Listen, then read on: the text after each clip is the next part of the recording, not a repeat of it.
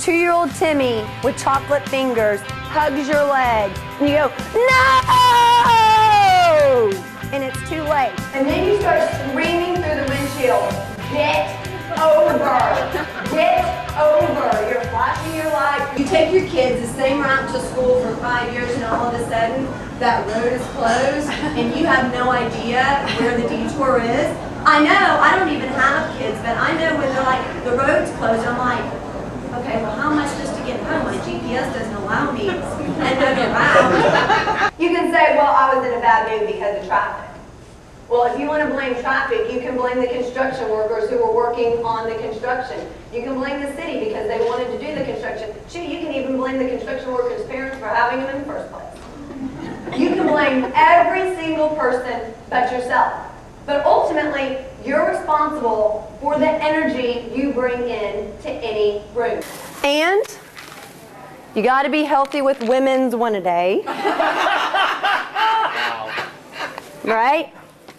Healthy with women, that's a virus. Oh, yeah. Yes, one woman a day keeps the doctor away. Eric, walk the road of life, please.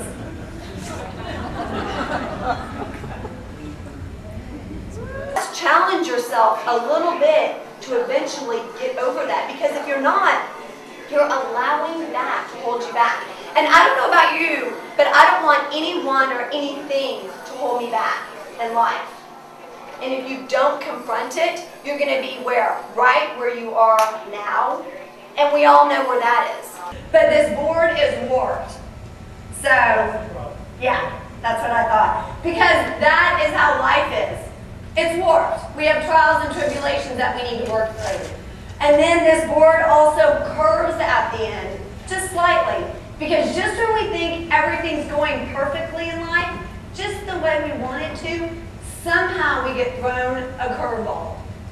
And we have to learn how to deal with that.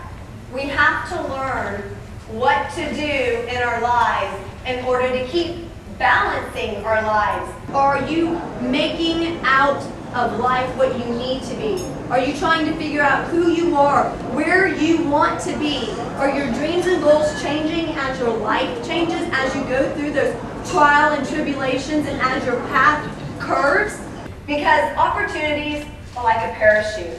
When you jump out of a plane and you're a parachute and you pull it and your parachute doesn't open, you crash.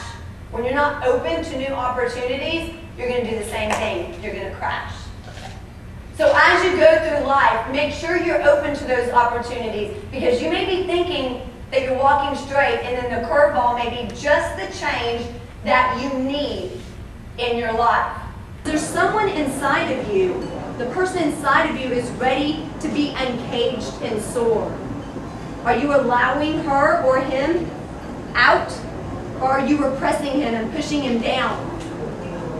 Because until you engage that person, you're never going to be who you're meant to be, and you're never going to reach your potential. And that's all that fear is. It starts off as really small, and then it just builds and builds and builds. When you don't confront it, it becomes this huge thing over time. And then you're just like, no, you'll do anything not to have to look at it. Just like Byron, when he got up here, he risked getting up here, the humiliation, the embarrassment, whatever may come from that, but he fell down and he got right back up. That's what you have to do in life. You have to get up, you have to fail. It builds character, but you get right back up. Because that's what life, you have to risk something in order to succeed, in order to follow your dreams and your goals. You don't have to risk everything, but you have to risk something. So what are you going to risk today?